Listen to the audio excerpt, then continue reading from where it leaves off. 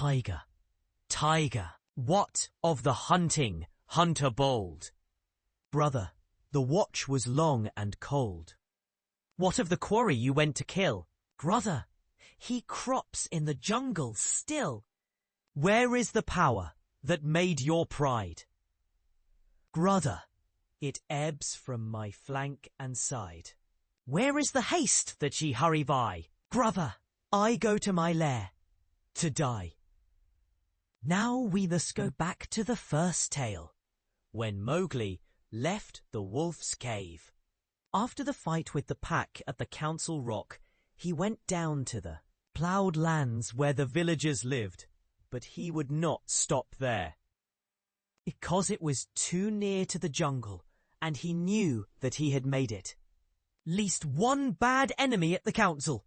So he hurried on, keeping to the rough road that ran down the valley, and followed it at a steady jog-trot for nearly 20 miles, till he came to a country that he did not know.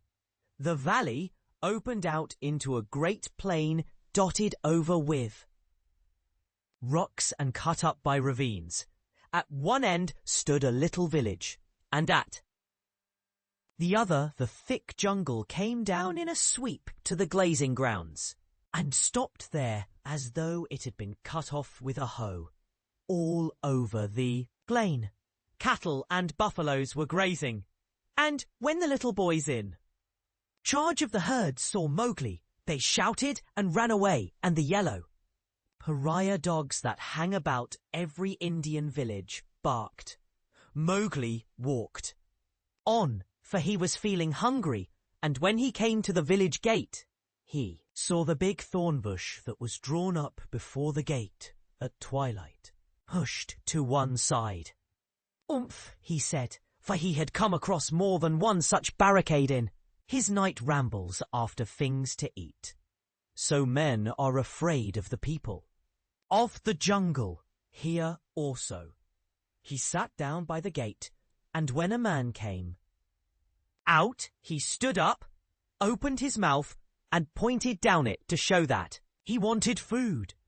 The man stared and ran back up the one street of the village shouting for the priest, who was a big fat man dressed in white, with a red and yellow mark on his forehead.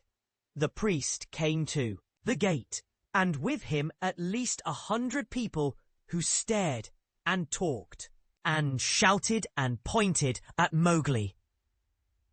They have no manners, these menfolk. Only the grey ape would behave as they do. So he threw back his long hair and frowned at the crowd. What is there to be afraid of? Look at the marks on his arms and legs. They are the bites of wolves. He is but a wolf child, run away from the jungle. Of course, in playing together, the cubs had often nipped Mowgli harder than they intended, and there were white scars all over his arms and legs. But he would have been the last person in the world to call these bites, for he knew what real biting meant. Arre! Arre! To be bitten by wolves. Poor child. He is a handsome boy. He has eyes like red fire. By my honour, Mesua, he is not unlike thy boy that was taken by the tiger. Let me look. Ankles. And she peered at Mowgli under the palm of her hand. Indeed he is not. He is thinner, but he has the very look of my boy. The priest was a clever man, and he knew that Mesua was wife to the richest villager in the place. So he looked up at the sky for a minute and said solemnly, "What the jungle has taken, the jungle has restored. Take the boy into thy house, my sister, and forget not to honour the priest who sees so far into the lives of men. By the bull that bought me. But all this Talking is like another looking over by the pack. Well, if I am a man, eh? Man I must become. The crowd parted as the woman beckoned Mowgli to her hut, where there was a red lacquered bedstead, a great earthen grain chest with funny, raised patterns on it, 6 copper cooking pots, an image of a Hindu god in a little alcove, and on the wall a real-looking glass, such as they sell at the country fairs.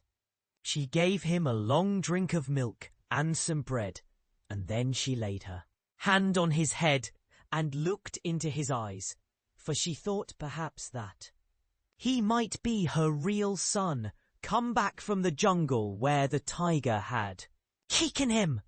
So she said, "Nathu! Oh, Nathu!" Mowgli did not show that he knew the name. "Dost thou not remember the day when I gave thee thy new shoes?" She touched his foot, and it was almost as hard as horn. "No," she said sorrowfully, "those feet have never worn shoes, but thou art very like my nephew, and thou shalt be my son." Mowgli was uneasy, because he had never been under a roof before. But as he looked at the thatch, he saw that he could tear it out any time if he wanted to get away, and that the window had no fastenings. "What is the good of a man," he said to himself at last, "if he does not understand? Man's talk? Now I am as silly and dumb as a man would be with us in the jungle. I must speak their talk."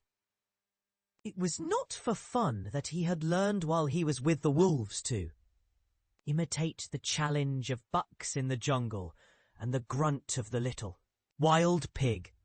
So, as soon as Mesua pronounced a word, Mowgli would imitate it almost perfectly, and before dark he had learned the names of many things in the hut.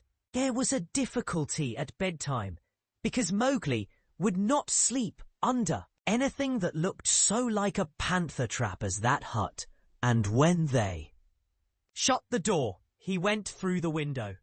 "Give him his will," said Mesua's husband. "Remember, he can never till now have slept on a bed.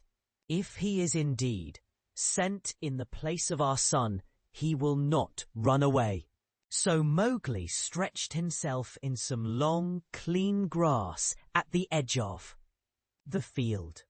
But before he had closed his eyes, a soft grey nose poked him under the chin. Phew! He was the eldest of Mother Wolf's cubs. "This is a poor reward for following thee 20 miles. Thou smellest wood smoke and cattle, altogether like a man already. Wake, little Grover, I bring news." Are all well in the jungle? Hugging him. "All except the wolves that were burned with the red flower. Now, listen. Shere Khan has gone away to hunt far off till his coat grows again, for he is badly singed. When he returns, he swears that he will lay thy bones in the wine gunga. There are 2 words to that. I also have made a little promise.